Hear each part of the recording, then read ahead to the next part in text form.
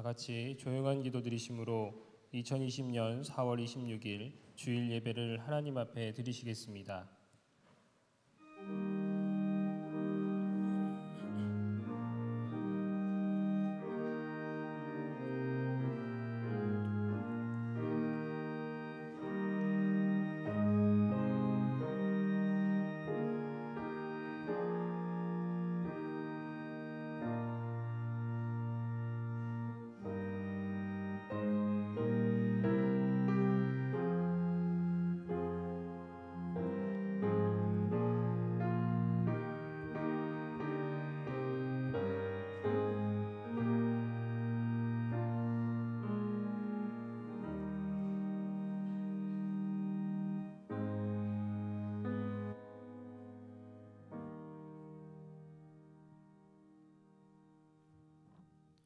여호와여, 주의 이름을 아는 자는 주를 의지하오리니 이는 주를 찾는 자들을 버리지 아니하심이니이다. 너희는 시온에 계신 여호와를 찬송하며 그의 행사를 백성 중에 선포할지어다.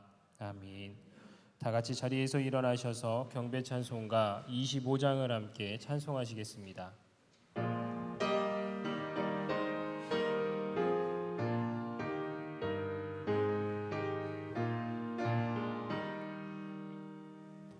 멸류관 벗어서 주 앞에 드리세.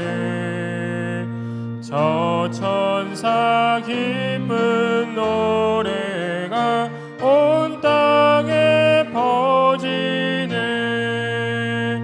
내 원하 깨어서 주 찬송하여라. 온 백성 죄를 속하신 만왕의 왕일세. 멸류관 벗어서 주 앞에 드리세. 그 손과 몸의 상처가 영광 중 빛나네. 하늘의 천사도 그 영광 보고서 고난의 신비 알고자 늘 음모하도다. 멸류관 벗어서 주 앞에 드리세. 온 세상 전쟁 그치고 참 평화 오겠네. 주 보좌 앞에서 온 백성 엎드려 그 한량없는 영광을 늘 찬송합니다.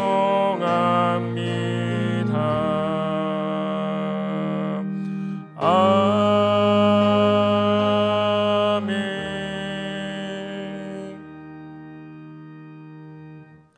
찬송가 뒤에 성시교독문 9번 시편 15편의 말씀을 함께 교독하겠습니다. 여호와여, 주의 장막에 머무를 자 누구오며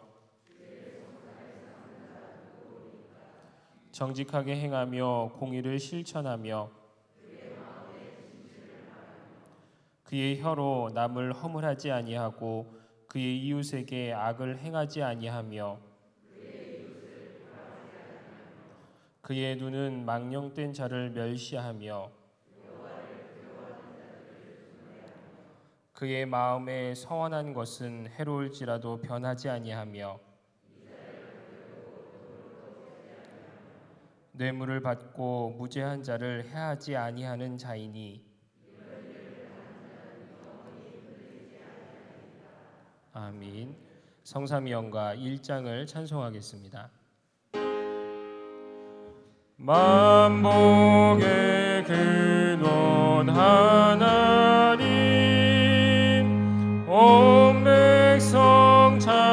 찬송 드리고 저 천사여 찬송하세. 찬송 성부 성자 성령 아멘.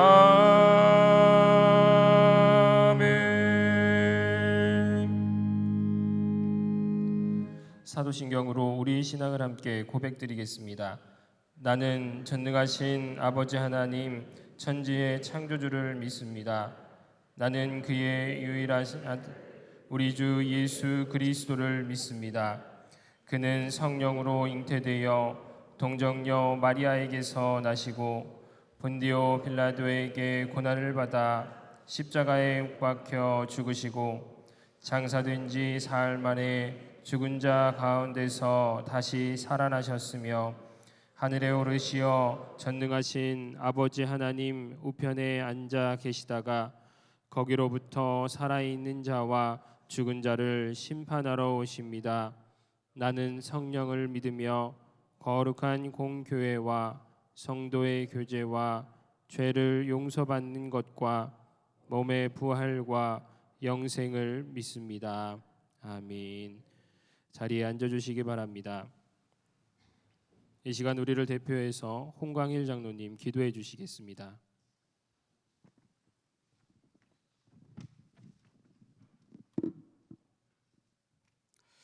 사랑의 하나님, 움츠렸던 대지에 푸른 음으로 가득 채워 우리의 마음을 풍성케 하시며 거룩한 날 주님 전을 사모하며 예배의 자리로 인도해 주신 주님, 그 크신 사랑과 은혜에 감사와 경배를 올립니다.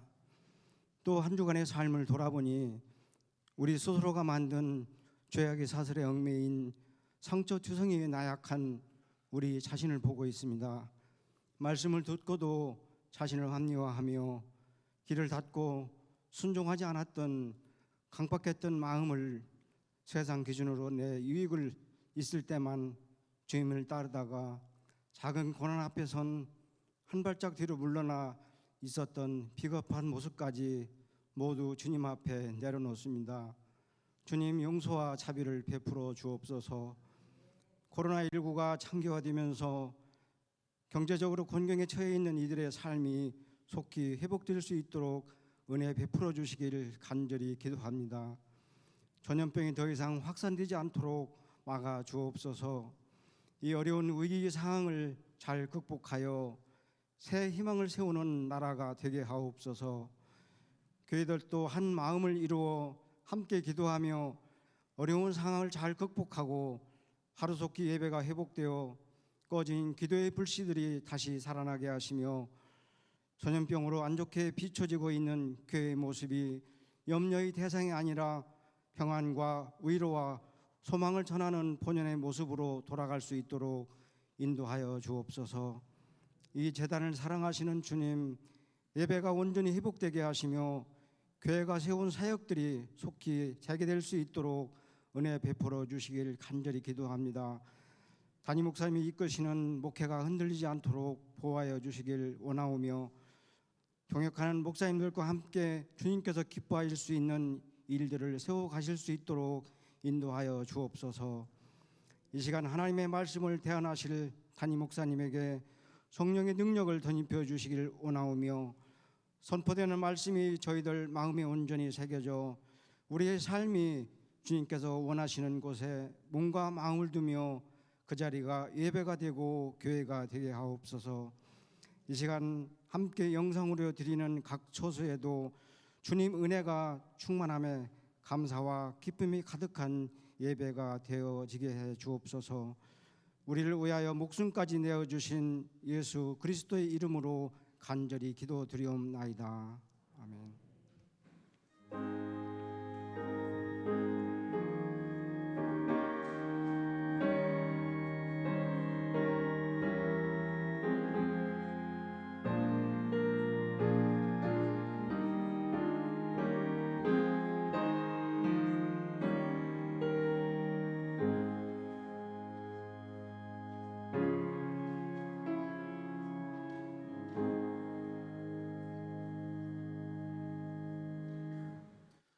오늘 선포되어질 하나님의 말씀은 사도행전 10장 1절에서 23절까지 있는 말씀입니다. 신약성경 204면 정도에 있습니다. 봉독해 드립니다. 가이사랴에 고넬료라 하는 사람이 있으니 이달리아 부데라 하는 군대의 백부장이라. 그가 경건하여 온 집안과 더불어 하나님을 경외하며 백성을 많이 구제하고 하나님께 항상 기도하더니 하루는 제9시쯤 되어 환상 중에 밝히 봄에 하나님의 사자가 들어와 이르되 고넬료야 하니 고넬료가 주목하여 보고 두려워 이르되 주여 무슨 일이니까. 천사가 이르되 내 기도와 구제가 하나님 앞에 상달되어 기억하신 바가 되었으니 내가 지금 사람들을 요바에 보내어 베드로라 하는 시몬을 청하라. 그는 무두장이 시몬의 집에 유숙하니 그 집은 해변에 있다 하더라. 마침 말하던 천사가 떠나매 고넬료가 집안 하인들과 부하 가운데 경건한 사람 하나를 불러 이 일을 다 이루고 요바로 보내니라. 이튿날 그들이 길을 가다가 그 성에 가까이 갔을 그때에 베드로가 기도하려고 지붕에 올라가니 그 시각은 제6시더라. 그가 시장하여 먹고자 하매 사람들이 준비할 때에 황홀한 중에 하늘이 열리며 한 그릇이 내려오는 것을 보니 큰 보자기 같고 내 귀를 메어 땅에 들이웠더라. 그 안에는 땅에 있는 각종 네 발 가진 짐승과 기는 것과 공중에 나는 것들이 있더라. 또 소리가 있으되 베드로야 일어나 잡아 먹으라 하거늘 베드로가 이르되 주여 그럴 수 없나이다. 속되고 깨끗하지 아니한 것을 내가 결코 먹지 아니하였나이다 한데 또 두 번째 소리가 있으되 하나님께서 깨끗하게 하신 것을 내가 속되다 하지 말라 하더라. 이 일이 3번 있은 후 그 그릇이 곧 하늘로 올려져 가니라. 베드로가 본 바 환상이 무슨 뜻인지 속으로 의아해 하더니 마침 고넬료가 보낸 사람들이 시몬의 집을 찾아 문 밖에 서서 불러 묻되 베드로라 하는 시몬이 여기 유숙하느냐 하거늘 베드로가 그 환상에 대하여 생각할 때에 성령께서 그에게 말씀하시되 두 사람이 너를 찾으니 일어나 내려가 의심하지 말고 함께 가라. 내가 그들을 보내었느니라 하시니 베드로가 내려가 그 사람들을 보고 이르되 내가 곧 너희가 찾는 사람인데 너희가 무슨 일로 왔느냐. 그들이 대답하되 백부장 고넬료는 의인이요 하나님을 경외하는 사람이라. 유대 온 족속이 칭찬하더니 그가 거룩한 천사의 지시를 받아 당신을 그 집으로 청하여 말을 들으려 하느니라 한데 베드로가 불러들여 유숙하게 하니라. 아멘. 이 시간 담임 목사님 나오셔서 말씀 전해 주시겠습니다.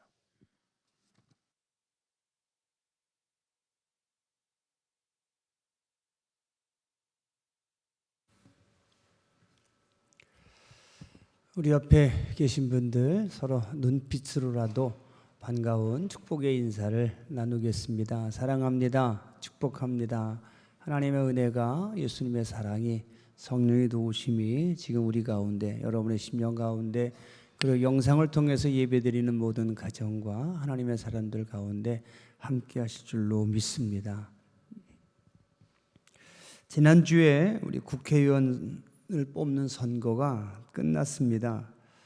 코로나19 때문에 투표하는 사람들이 많지 않을까 봐 걱정했지만 오히려 그동안의 국회의원 선거 중에서 가장 많은 사람들이 투표에 참여했다고 합니다. 지난 2달 동안 코로나19 바이러스에 대처하는 것도 그렇고 또 전염병이 전 세계를 강타한 이 상황 속에서도 질서정연하게 또 안전하게 투표하는 것을 봐도 그렇고 또 오히려 그 어느 때보다도 투표율이 좋았던 것을 보면 우리나라 사람들의 시민의식이 참으로 성숙하다는 생각을 하게 합니다. 앞으로 어떤 종류의 국가적 위기가 닥쳐와도 지금까지 위기 때마다 보여주면서 증명한 우리나라 사람들의 성숙한 시민 의식이라면 충분히 극복해 내리라고 다시 한번 확신하게 됩니다. 하지만 이번 선거 끝난 후 결과를 보면서는 많은 사람들이 걱정을 합니다. 우리 충청도처럼 여당과 야당이 적당히 섞여서 뽑혀서 균형이 좀 잡혀야 되는데 어떤 지역은 여러분 사진 보셔서 아시는 것처럼 온통 빨간색이고 어떤 지역은 온통 파란색이기 때문입니다. 여러 후보들 중에서 그 사람의 인격과 전문성과 그리고 여러 가지 경험들을 고려해서 가장 적합한 사람을 뽑아야 되는데 아마 이번 선거는 그렇지 않고 그냥 네 편 갈라서서 무조건 네 편만 고집한 것처럼 보이기 때문에 많이들 걱정을 하고 있습니다. 그리고 다른 생각 가진 사람끼리는 서로 원수보듯하는 것 같아서 점점 더 걱정하는 목소리가 커지고 있는 것 같습니다. 여러분, 사람은 살면서 자기도 모르는 사이에 어느 한쪽 편에 속하게 됩니다.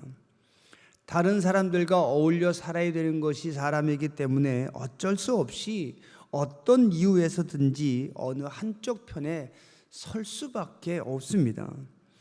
태어나면서부터 남자, 여자와 같은 성별 혹은 나라 혹은 계급 혹은 인종 등과 같이 거대한 사회적 구조 속에 의해서 어떤 편에 운명적으로 속할 수밖에 없습니다. 그리고 사람마다 취미나 생각이나 신념이나 생활 방식 등 여러 가지 면에서 서로 맞기도 하고 맞지 않기도 하기 때문에 자연스럽게 편이 나눠지고 나 또한 그 어느 편에 속해서 살 수밖에 없습니다. 때문에 사람이 살면서 어떤 편 혹은 어떤 집단에 속하게 되는 것은 자연스럽고 당연하고 혹은 운명적일 수밖에 없습니다. 그런데 여러분, 사람이 한 개인으로 있을 때는 그렇지 않은데 그 사람이 어떤 편, 어떤 집단에 속해 있을 때는 이상하게 변합니다. 그런 사람이 아니었는데, 그렇게 말할 사람이 아닌데, 그렇게 행동할 사람이 아닌데 그 집단에 들어가면, 어떤 편에 들어가면 그렇게 변하는 것을 보게 됩니다. 참 이상한 일입니다. 그 한 사람을 따로 떼어놓고 보면 분명히 인격적이고 도덕적이고 지성적인 사람이 틀림이 없습니다. 개인적으로 생각하고 활동할 때는 희생적이고 헌신적으로 좋은 일 참 많이 하는 사람이 분명하고 흠잡을 데 없이 좋은 사람입니다. 하지만 그 사람이 어떤 편, 어떤 집단에 속하게 되면 그 편 혹은 그 집단이 추구하고 있는 이익을 위해서, 목적을 위해서 비도덕적인 사람이 되고 비이성적인 사람으로 변하는 겁니다. 이건 제 생각뿐만이 아니고 여러분들도 삶에서 많은 사람 만나면서 분명히 매일매일 느끼고 있는 부분일 겁니다. 그리고 이런 것을 잘 논리적으로 정리하고 설명한 책이 있습니다. 1930년대에 쓰여진 도덕적 인간과 비도덕적 사회라는 제목의 책인데, 이 책은 라이놀드 리버라는 미국의 목사님이며 대학교 교수이신 분이 쓰신 책이고, 이 책은 미국의 대통령 지미 카터가 이 책을 정치의 성경이다라고 말했고, 클린턴 대통령도 자신이 추천하는 5권의 책 안에 꼽히는 아주 유명한 책이기도 합니다. 이 책에서 라이놀드 리버 목사님은 이렇게 말합니다. 개인적으로 볼 때 인간은 자기 자신의 이익을 희생해 가면서 타인의 이익을 고려할 수도 있고, 때로는 자신보다 다른 사람의 이익을 고려할 수 있다는 점에서 도덕적이다. 이런 도덕심은 물론 교육에 의해서 증진될 수도 있다. 그러나 사회는 종종 민족적, 계급적, 인종적 충동이나 집단적 이기심을 생생하게 보여준다. 여러분, 이 말에서 하고 있는 말들을 우리는 늘 삶에서 경험합니다. 어떤 사람을 개인적으로 만났을 때와 그 사람이 어떤 편, 어떤 집단에 속해 있을 때의 모습이 너무 다르다는 것을 우리가 늘 느끼고 있기 때문입니다. 사람은 자기도 모르는 사이에 자기 편 혹은 자기가 속해 있는 집단의 이익과 목적을 위해서 자기도 모르는 사이에 평소의 모습과는 달리 비도덕적으로 비이성적으로 그 집단과 함께 변해버리기 때문입니다. 이번 선거를 봐도 그렇고 더구나 이 코로나19 바이러스 상황 속에서 도덕적이고 이성적인 사람들이 때때로 어떤 집단의 이익에 매몰되어서 비이성적이고 비도덕적인 그런 결정하는 것을 봐서도 이건 틀림없는 사회적 현상인 것을 우리가 부인할 수는 없습니다. 하지만 여러분, 우리 기독교인들도 예수 믿는 사람들도 태어나면서부터 그리고 살면서 형성되는 어떤 편, 어떤 집단에 자연스럽게 혹은 운명적으로 속하게 되겠지만 그 속에서 우리는 하나님의 사람, 하나님의 편이라는 사실을 결코 잊어서는 안 된다는 것을 기억하시기 바랍니다. 사람에 의해서 만들어진 어떤 편이나 집단의 목적과 이익 속에 매몰되어서 신앙인으로서 절대로 잊어버리면 안 되는 영적인 정체성을 여러분 반드시 붙들고 살아야 한다는 말씀입니다. 우리 기독교인들은 자신이 어떤 편, 어떤 집단에 속해 있든지 그 속에서 우선적으로 하나님 명령을 따라 지켜야 될 영적인 사람인 것을 잊지 않아야 합니다. 그리고 영적인 사람으로서 세상에서 감당해야 될 도덕적이고 이성적인 의무와 책임을 가지고 있다는 것을 결코 잊어서는 안 된다는 것을 기억하시기 바랍니다. 예수님께서 이 세상에 오셔서 사람들에게 가르치시며 강조하신 것도 이 부분이고, 하나님께서 오늘 베드로에게 보여주신 환상을 통해 가르치신 것도 바로 이 부분인 겁니다. 이스라엘 사람들이 예수님과의 관계에서 실패한 이유도 바로 여기 있는 겁니다. 이스라엘 사람들은 모두 하나님을 자기 편으로 만들어서 다른 사람들을 다른 편으로 만들어 버렸습니다. 반대로 사람들이 모두 하나님의 편이 되어서 모두 한 가족처럼 형제처럼 지냈어야 되는데 그렇게 하지 못했기 때문에 이스라엘 사람들은 예수님을 십자가에 못 박는 치명적인 실수를 혹은 실패를 저지를 수밖에 없었던 겁니다.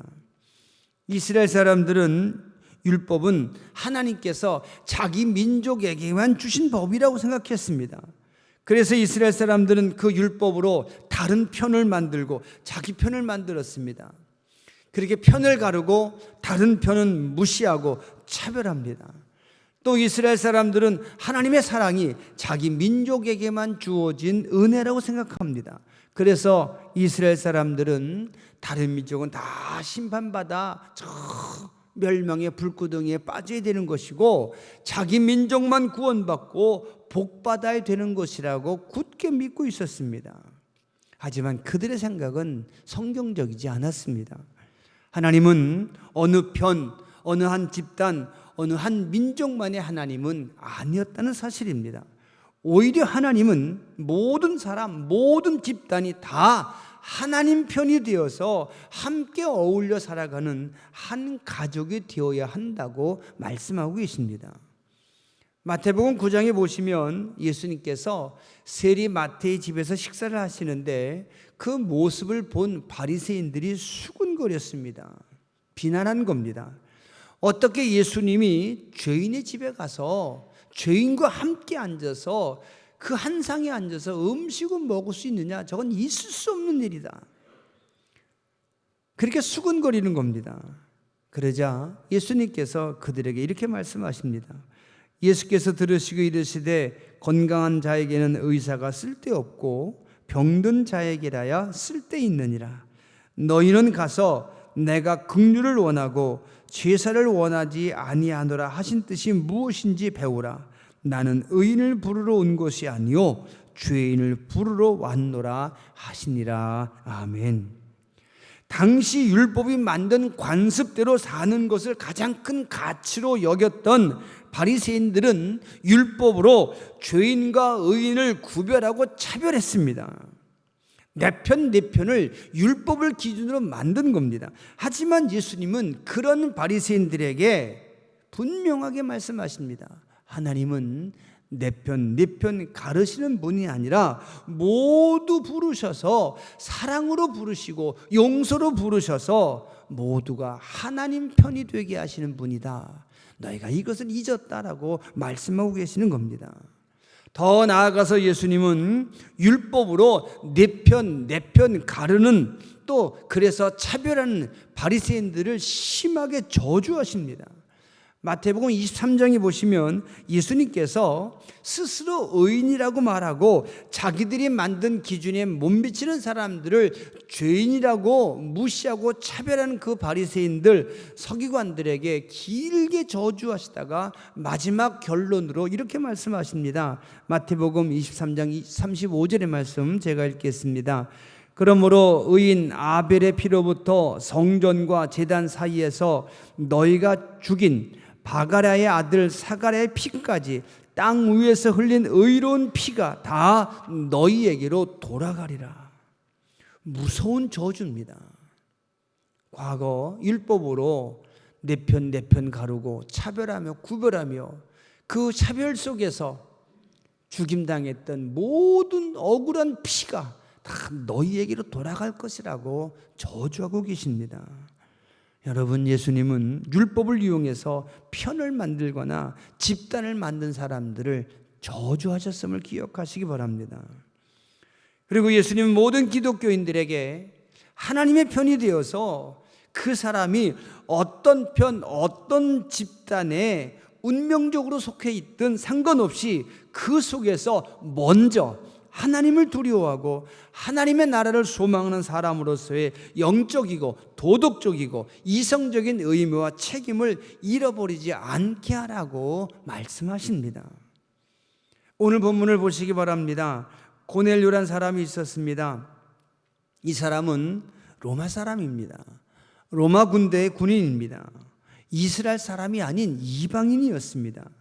그런데 이 고넬료가 이방인이었음에도 불구하고 경건해서 온 집안과 더불어 하나님을 경외하며 백성을 많이 구제하고 하나님께 항상 기도하는 사람이었다라고 성경은 기록하고 있습니다.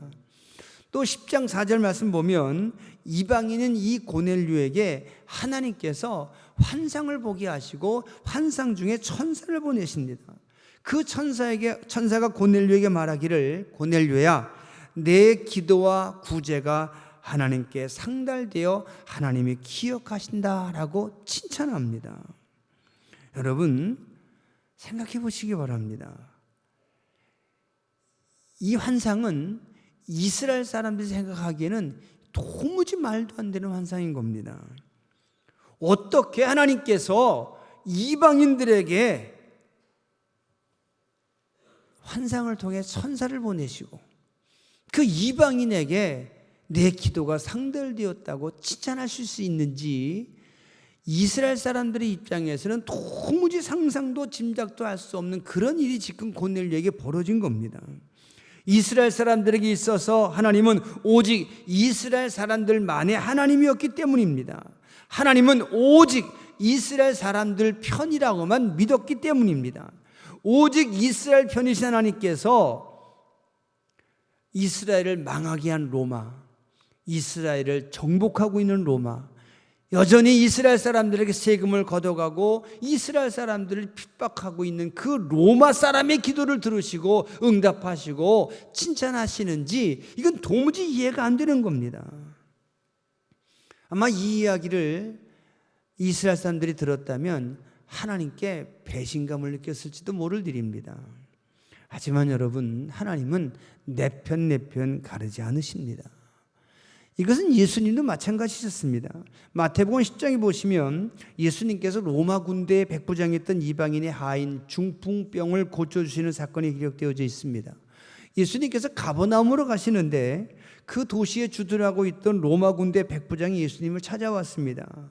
자신의 하인이 중풍병으로 고생하고 있는데 예수님께 고쳐달라고 요청하러 온 겁니다.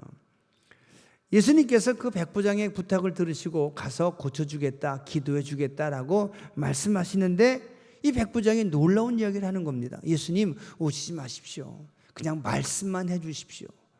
저도 제 밑에 부하가 100명이 있는데 제가 굳이 가지 않고 말로만 지시해도 내 부하들이기 때문에 그들이 다 내 명령에 순종합니다. 하나님의 아들이신 예수님께서, 온 세상을 주관하시는 예수님께서 그냥 말씀만 하셔도 내 하인의 중풍병이 깨끗하게 나을 것을 내가 믿습니다 라고 고백하는 겁니다. 이 놀라운 신앙 고백을 들은 예수님께서 그 백부장의 믿음을 칭찬하십니다. 마태복음 10장 10절 이하에 보면 이렇게 칭찬하고 계심을 우리가 보게 됩니다. 예수께서 들으시고 놀랍게 여겨 따르는 자들에게 이르시되 내가 진실로 너희에게 이르노니 이스라엘 중 아무에게서도 이만한 믿음을 보지 못하였노라. 또 너희에게 이르노니 동서로부터 많은 사람이 이르러 아브라함과 이삭과 야곱과 함께 천국에 앉으려니와 그 나라의 본 자손들은 바깥 어두운 데 쫓겨나 거기서 울며 이를 갈게 되리라. 아멘. 여러분, 이 말씀을 잘 보시기 바랍니다. 예수님께서 이방인인 백부장의 믿음을 칭찬하시면서 이스라엘 사람 가운데 아무도 이만한 믿음 가진 사람 보지 못했다라고 말씀하십니다. 예수님은 수천 년, 수백 년의 믿음의 역사를 가진 사람들의 믿음보다 이 이방인의 믿음이 낫다고 말씀하십니다. 그리고 하나님의 나라에 가보면 본 자손들은 없고 이방인이 하나님 나라에 앉아 있을 거다라고 말씀도 하십니다. 예수님은 어떤 이유로든 편을 가르고 그 한쪽 편에 서서 다른 한쪽 편을 비난하고 무시하고 공격하는 것, 이것이 잘못된 것이었음을 분명히 말씀하고 있음을 여러분 아시기를 바랍니다. 오늘 본문에 나오는 베드로의 경우도 보시기 바랍니다. 고넬료가 환상을 본 같은 시각에 베드로도 환상을 보게 됩니다. 베드로가 가죽을 만지는 시몬의 집 옥상에 올라가서 기도하는데 환상 중에 하늘문이 열립니다. 하늘에서 큰 보자기가 베드로 앞으로 내려옵니다. 베드로가 보니 그 큰 보자기 속에는 온갖 짐승들이 들어있는데 자세히 보니까 그 네 발 가진 짐승과 땅에서 기어다니는 짐승과 공중에 날아다니는 짐승들 뿐이었습니다. 그 짐승들은 모두가 율법에 의해서 먹지 못하도록 금지된 짐승들이었던 겁니다. 그리고는 환상 중에 또 소리가 들립니다. 베드로야, 일어나 잡아먹으라. 그 소리 들은 베드로가 깜짝 놀라 대답합니다. 주여, 그럴 수 없나이다. 속되고 깨끗하지 아니한 것을 내가 결코 먹지 아니하였나이다. 여러분, 베드로의 이 대답은 칭찬 들을 대답인 겁니다. 이스라엘 사람들이 들었더라면 존경받을 만한 대답인 겁니다. 그동안 베드로가 하나님이 명령하신 대로 주신 율법에 철저하게 순종하며 성실하게 살았다는 대답이기 때문입니다. 그런데 놀랍게도 하늘에서 음성이 다시 들리는데 베드로를 꾸짖는 음성인 겁니다. 베드로야, 하나님이 깨끗게 하신 것을 내가 더럽다고 하느냐? 그리고 이런 환상이 3번이나 반복됩니다.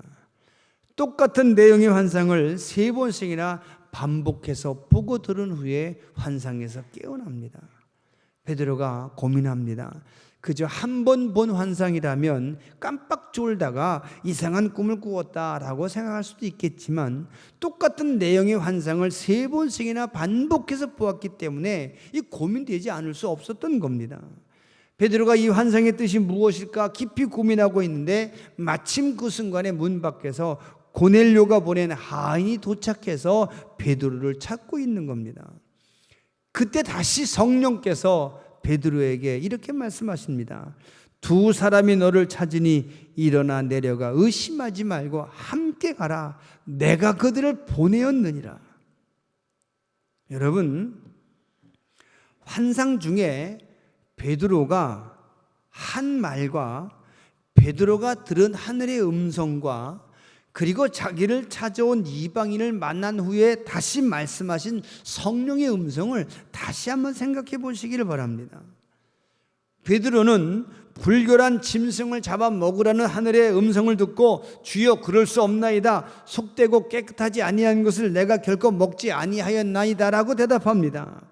베드로의 이 대답을 다른 말로 하면, 하나님, 나는 내가 속한 이스라엘 편, 내가 속한 율법의 편에서 벗어난 적이 없습니다.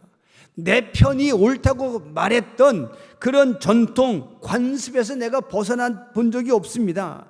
하나님, 저는 지금까지 하나님의 편이 아니라고 생각했던 저쪽 편이 하는 일들을 난 하지 않겠습니다. 그런 뜻입니다. 여러분, 베드로는 예수님의 제자였습니다. 예수님이 하늘로 올라가신 후에 성령 받고 거듭나서 권위 있는 말씀을 선포하고 놀라운 능력을 행하며 귀신을 고치고, 귀신을 들린 사람을 멀쩡하게 고치고 병자를 낫게 하고 죽은 사람까지 살리는 하나님의 사람이었습니다. 놀라운 능력을 얻은 영적인 사람이었습니다. 그런 베드로였지만 이스라엘 사람들이 공통적으로 가지고 있는 선민의식을 버리지 못한 겁니다. 베드로 개인으로 볼 때는 성숙한 믿음을 가진 영적인 사람이었는데 율법과 선민의식으로 묶여있는 이스라엘 사람으로서의 베드로는 전혀 영적이지 못했다는 사실을 우리는 발견할 수 있는 겁니다. 그런 베드로에게 다시 하늘에서 음성이 들립니다. 베드로야, 하나님이 깨끗하게 하신 것을 내가 더럽다고 하느냐? 여러분, 하늘에서 들린 이 책망의 음성은 또 이렇게 바꿀 수 있을 겁니다. 베드로야, 하나님 안에서 네 편 내 편이 어디 있느냐? 너는 성령으로 거듭난 하나님의 사람이고 영적인 사람이라는 것 기억해라.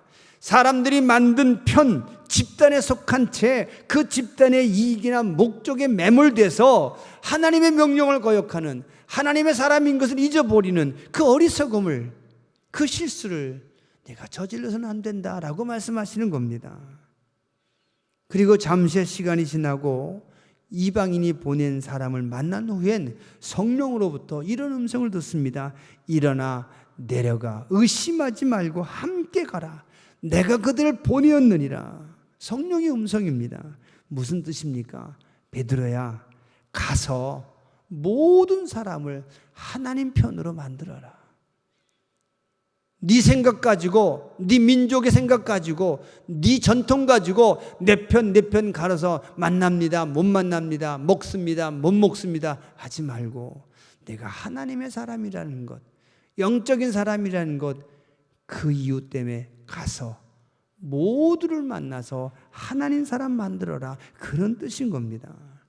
내 편이 아니기 때문에 갈 수 없다 말하지 말고, 내가 속한 이스라엘 사람들의 기준으로 볼 때 고넬료는 짐승으로 취급되는 이방인이기 때문에 만날 수 없다고 말하지 말고, 지금까지 지켜온 자랑스러운 내 원칙과 기준과 관습을 무너뜨리는 것 때문에 만날 수 없다고 말하지 말고, 나와 수준이 다르고 생각이 다르기 때문에 만날 수 없다고 말하지 말고, 단지 하나님의 명령이기 때문에. 그리고 모든 사람은 민족과 인종과 전통과 관습과 이념과 지적 수준의 차이와 관계없이 모두 다 하나님의 사람이기 때문에 가리지 말고 가서 만나서 모두를 하나님 편으로 만들라는 명령이신 겁니다. 비로소 베드로는 환상의 의미가 무엇인지, 자기가 무엇을 해야 되는지 깨닫게 됩니다. 베드로는 자신을 찾아온 고넬료의 하인을 불러서 왜 왔는지를 묻습니다. 그들이 대답합니다. 백부장 고넬료는 의인이요 하나님을 경외하는 사람이라. 유대 온 족속이 칭찬하더니 그가 거룩한 천사의 지시를 받아 당신을 그 집으로 청하여 말을 들으려 하느니라. 이 말을 들은 베드로는 그 하인을 자기가 묵고 있는 집 안으로 불러들여서 함께 지내게 합니다. 여러분, 베드로의 이 행동은 죄인을 부르러 오셨다고 말씀하신 그 예수님의 모습을 생각나게 하지 않습니까? 예수님께서 설교하실 때 예수님의 어머니와 형제들이 찾아온 적이 있습니다. 사람들이 예수님에게 당신의 어머니와 형제들이 찾아왔습니다 라고 말해줍니다. 그때 예수님께서 그들에게 뭐라 말씀하십니까? 마가복음 3장 33절의 말씀인데 대답하시되 누가 내 어머니이며 동생들이냐 하시고 둘러 앉은 자들을 보시며 이르시되 내 어머니와 내 동생들을 보라. 누구든지 하나님의 뜻대로 행하는 자가 내 형제요 내 자매요 어머니이니라. 여러분, 하나님은 사람들을 사람의 기준으로 내 편 가르는 것 원하지 않으십니다. 하나님의 뜻대로 사는 사람들은 모두가 하나님 편일 뿐임을 아시기 바랍니다. 우리 기독교인들은 사람들이 만든 기준에 따라서 어느 한편에 서서 자기 편의 이익과 목적을 위해서 그 목적에 매몰되어서 내가 하나님 편이라는 그 영적인 정체성을 결코 잊어서는 안 된다는 것 기억하시길 바랍니다. 사랑하는 성도 여러분, 모든 사람들은 운명적으로 어떤 편, 어떤 집단에 속해야 되겠지만 그 속에서 그 집단의 이익과 목적 때문에 비도덕적이 되거나 비이성적이 되거나 비신앙적인 사람으로 변해서는 안 된다는 사실을 믿으시기 바랍니다. 우리 기독교인들은 영원히 하나님 편인 것을 알아야 합니다. 우리 모두 하나님의 뜻에 순종하며 살아가는 하나님의 편이 우선되어야 한다는 사실을 기억하시기 바랍니다. 지금 한국교회 안에 여러 가지 이유로 편이 나눠져 있습니다. 갈라져 있습니다. 아마 이 코로나19 사태가 끝나면 교회 안에 또 파가 생길지도 모르겠습니다. 편인으로 갈라질지 모르겠습니다. 그동안 온라인으로 예배드렸던 온라인 예배파, 현장에 와서 예배드렸던 현장 예배파, 또 이렇게 갈라질지 모르겠습니다. 잘못된 일입니다. 하나님께서 기뻐하지 않으실 일입니다. 거듭 말씀드립니다. 우리는 사람 편이 아닌 하나님 편이어야 합니다. 이제 하나님 편에 서서 모든 사람들과 합력해서 하나님의 선을 이루어가는 거룩한 하나님의 일꾼들이 되어 가시기를 우리 주님의 이름으로 부탁을 드리겠습니다. 기도하겠습니다. 자비하신 아버지 하나님, 우리를 불쌍히 여기셔서 이 위험한 순간에도 이 불안한 시기에도 예배드리게 하심을 감사합니다. 이 예배를 통해서 우리 모두가 하나님의 편에 속한 사람들인 것을, 영적인 사람들인 것을 다시 확신하게 하여 주옵소서. 우리가 태어나면서 살면서 어쩔 수 없이 운명적으로 어떤 편에 속하게 되겠지만 하나님, 우리에게 먼저 우리가 하나님의 사람이라는 사실을 잊지 않게 하시고 영적인 의무를, 영적인 책임감을 먼저 깨닫게 하셔서 사람들이 만든 집단의 이익과 목적에 매몰되어서 하나님의 사람인 것을 잊어버리지 않게 하여 주옵소서. 내가 어떤 집단에 속해 있든지 그 속에서 하나님 명령하신 대로 소금처럼 빛처럼 살아가게 하여 주시옵소서. 예수님 이름으로 감사하며 기도합니다. 아멘. 우리 모두 일어서셔서 봉헌 찬양 부르시며 드린 예물을 하나님 앞에 봉헌하겠습니다. 주여 예물 받으소서. 주여 예물 받으소서. 주여 복을 주옵소서. 주여 복을 주옵소서.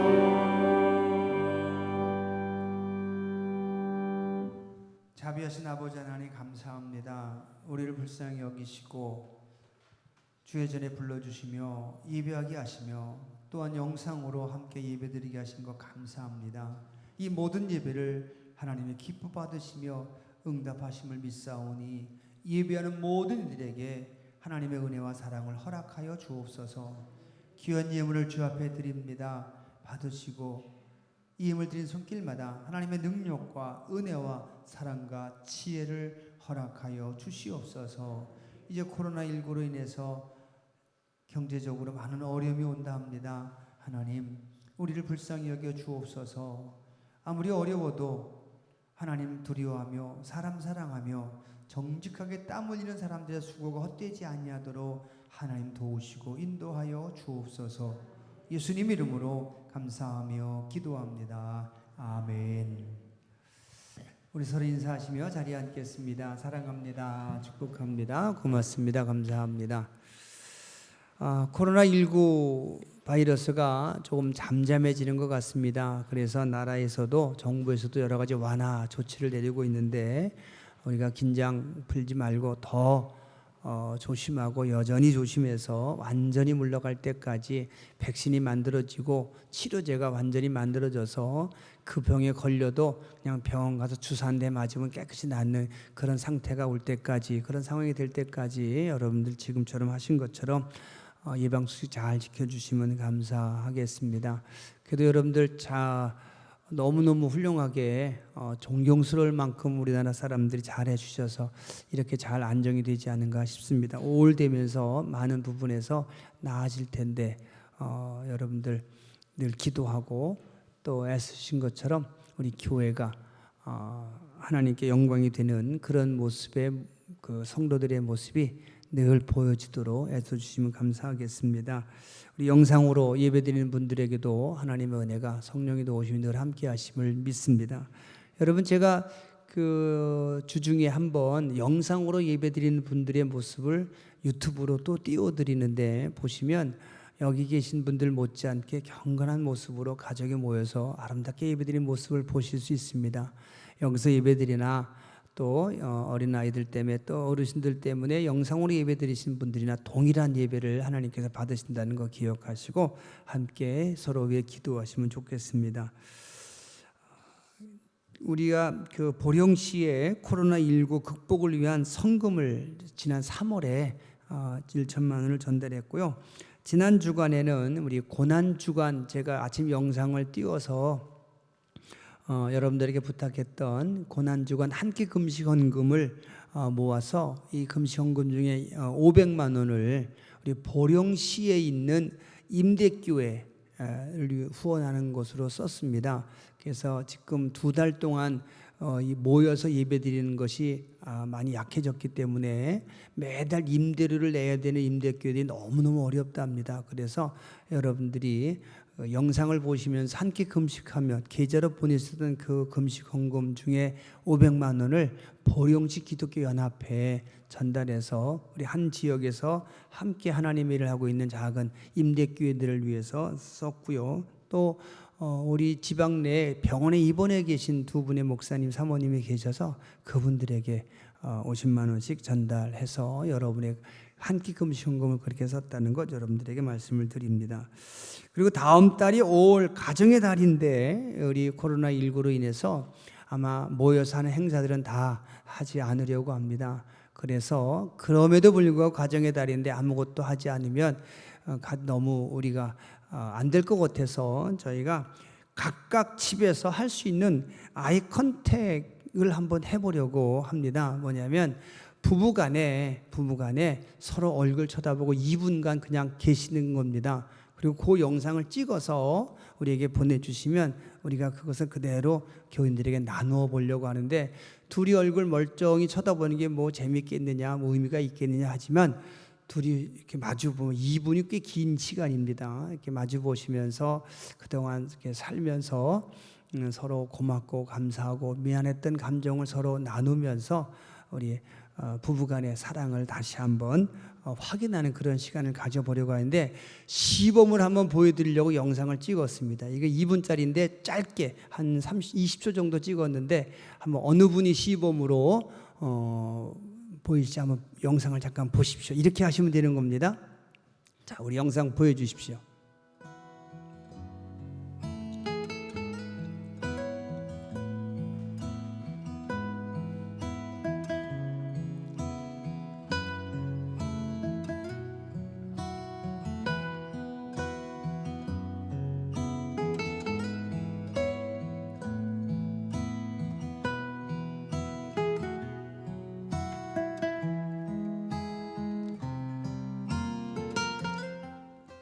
가족을 위해서 열심히 살아줘서 너무 고맙고 그 어깨에 무게를 내가 같이 질 수 있어서 또 감사합니다.